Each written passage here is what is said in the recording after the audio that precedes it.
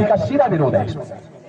तो हम सरकार से कहना चाहते हैं कि भाई आप जल्द से जल्द हमारी इन मांगों को पूरा कीजिए। स्कूलों में आपको प्रधानाचार्य भी मिलेंगे, प्रधानाध्यापक भी मिलेंगे और हमारे प्रवक्ता भी मिलेंगे और जो एलटी में पद खाली होंगे, नए रास्ते खुलेंगे, नीचे से आएंगे, नई भर्तियां उसमें खुलेंगी। आप शिक्षा पर खर्च कीजिए। अगर शिक्षा की दशा सुधारनी है, सरकारी शिक्षा की दशा सुधारनी है, आप उस सरकारी शिक्षा में आपने खर्च ज्यादा करना पड़ेगा, दिल खोल के करना पड़ेगा। लेकिन हो क्या रहा है यहाँ पर, पिछले 10-15 सालों से मैं देख रहा हूं। सबसे पहले ये देखो, शिक्षा व्यवस्था, सरकारी शिक्षा व्यवस्था को सुधारना इतना कठिन काम भी नहीं है, कोई रॉकेट साइंस भी नहीं है। इसको आराम से सुधारा जा सकता है, लेकिन सुधारने की नियत नहीं है ना।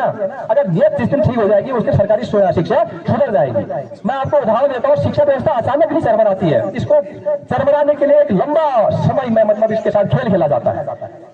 आज से 10-15 साल की बात पहले की बात है, 2010 में जब शिक्षा का अधिकार अधिनियम लागू हुआ तो उसमें लोग सब खुश हुए कि यह शिक्षा का अधिकार अधिनियम लागू हो गया, कक्षा 8 तक की शिक्षा सबको निःशुल्क मिल जाएगी, गणवेश मिल रहा है, भोजन मिल रहा है, सब कुछ मिल रहा है। लेकिन उसमें यह बात भी रखी कि छात्र संख्या का जो अनुपात था, मैं ये कहना चाह रहा हूँ कि सबसे पहली चोट जो मारी है वो प्राथमिक शिक्षा पर मारी है। प्राथमिक शिक्षा के हाल कितने बुरे कर दिए इन आने पिछले कुछ समय में, आप लोग सभी इससे विज्ञ है, इससे विदित है। आप लोग प्राथमिक स्कूलों में 30 छात्र संख्या पर एक शिक्षक का अनुपात उसमें कहा गया, या अधिकतम आप 2 टीचर रखेंगे ऐसा उसमें बोला गया।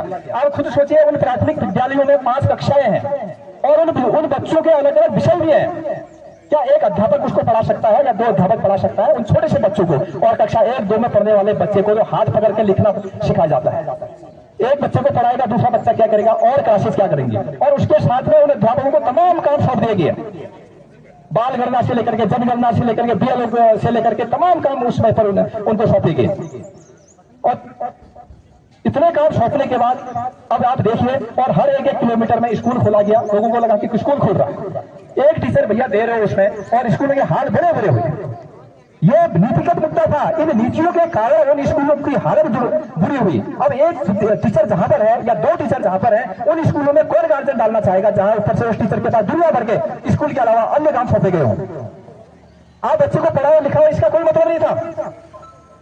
लेकिन आप कागज के काम अगर सही नहीं करते हो, आप एक दिन खाना बनाने में थोड़ा सा ऊपर नीचे हो जाता है, आपकी नौकरी जा सकती है। तो टीचर किस में ध्यान देगा? खाने पर ही ध्यान देगा ना, पढ़ाने पर तो कोई कुछ है नहीं। आप खोलने करने की नीति लेकर के आए, हालांकि वो नीति अच्छी थी, मैं भी उसका समर्थन करता हूं, लेकिन वो नीति तभी सफल थी जब धरातल पर आपके मानवीय संसाधन पूरे होते। उन मानवीय संसाधनों को आप लेकर के आते, उतने अध्यापक देते। अगर प्राथमिक कक्षा में कम से कम आप 5 टीचर देते, एक प्रधानाध्यापक देते, सफाई कर्मचारी देते, वहां पर भी बाबू देते, क्यों नहीं शिक्षा व्यवस्था सुधरती? लेकिन तो आप खर्च नहीं करना चाहते हो, आपने खर्च नहीं किया, उन स्कूलों को बर्बादी के कगार पर छोड़ दिया। अब उसका प्रभाव कहां पड़ा? उसका प्रभाव हमारे माध्यमिक में पड़ रहा है। और अलग अलग भर्ती के सोर्स लाते हो, ठीक है, आप सोर्स लेकर के आए। मुझे याद है शिक्षा मित्र होते थे उसमें पर, शिक्षा मित्रों को लाए, 2,500 रुपये तुमने शिक्षा मित्रों को उसमें पर रखा, और उस शिक्षा मित्र का भविष्य लंबे समय तक कोई सिक्योर नहीं था, वो अपने ही भविष्य की लड़ाई लड़ते रहा। तुमने उस शिक्षा मित्र को इस ऐसे आधार में लटका दिया कि भैया तुम अपने लिए लड़ो। आए दिन देहरादून में धरना प्रदर्शन देखता था, भाई क्यों नहीं लड़ेगा अपने लिए ना? उसको भाई उस 2,500 रुपये में क्या होगा? उसको लड़ना बड़ा मजबूर होकर के। तुम शिक्षक की एक ऐसी हालत कर दे रहे हो, तुम उसको ढंग का पैसा भी नहीं दे पा रहे हो खाने के लिए, वो शिक्षक मजबूर हो रहा है फिर सड़कों पर उतरने के लिए। तो शिक्षक जब अपनी ही लड़ाई नहीं लड़ पा रहा है तो कितना मनोयोग से वो स्कूल में काम कर पाएगा? तमाम आयोगों ने कहा है कि शिक्षक की सुविधाओं के बारे में तमाम आयोगों ने बात करी है, लेकिन कोई भी सरकार ने हिम्मत नहीं उठाई कि भाई कितना पैसा खर्च किया जाए। हमेशा ये बात रही है कि जीडीपी का 6% शिक्षा में खर्च किया जाना चाहिए, लेकिन कोई भी सरकार जो भी रही है भारतवर्ष में या चाहे किसी भी राज्य में, किसी की हिम्मत नहीं हुई शिक्षा पर 6% खर्च करें हम। तुम खर्च नहीं करोगे शिक्षा पर तो हालत यही होगी तुम्हारी सरकारी शिक्षा की। उसका फिर देखने को कहां पड़ा है? यहाँ पर माध्यमिक पर। जब प्राथमिक शिक्षा चल रही तो माध्यमिक की तो तरफदारी है, हमारे यहाँ बच्चे कहां से आते हैं? उसी प्राथमिक स्कूलों से हमारे यहाँ बच्चे आते हैं। अब वहां बच्चे खत्म हो गए, वहां बच्चे स्कूलों में नहीं रहे तो हमारे यहाँ कहां से बच्चे आएंगे? तो बड़ी दुर्दशा यहाँ पर कर दी है। आज भी देखिए, मैं ये कहना चाह रहा हूँ, हमारे यहाँ हम तमाम हमारी अपनी लड़ाइयाँ हैं, तो हमारे प्रमोशन नहीं कर पा रहे। 27, 28, 29 साल से 30 साल से कारगी सर बैठे हैं यहाँ पर, करीब 33-34 साल एक ही पद में हो गए, और भी कई अध्यापक हैं। एलटी में आए और एलटी से रिटायर हो जाएगा आदमी। यहीं से प्रताप सिंह बिष्टू जी थे, एक ही पद में आए, रिटायर हो गए।